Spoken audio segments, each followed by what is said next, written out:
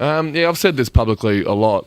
I'm a Melbourne supporter as well. I mean, the way I grew up into this game, my first 4 or 5 years, I was in the stands a lot, just watching footy, and I just grew to become a lover of this club, and I wear my heart on my sleeve as well. And a result like that hits the players as hard as it does the supporters.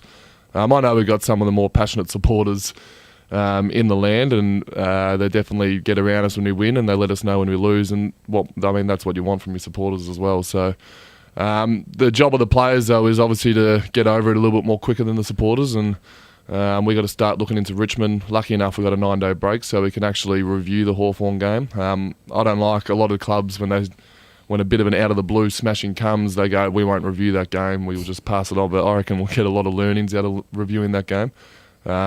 When I was out there live, it felt like some of the stuff the Hawthorn was doing was really clinical. So being able to review that game will be something that will probably help us go into the future. So before you review it, just going back to going into the game, did you see it internally as a really important fixture for your team? Because there's a bit expected about your footy club in 2018. We've all talked about that through the pre-season. And you come up against a team that's had a lot of success in recent years. Last year was a bit of a blip on the radar, but they'd shown pretty good form. Was it one of those games where you thought, we need to actually perform well here just to find out where we are leading up to it?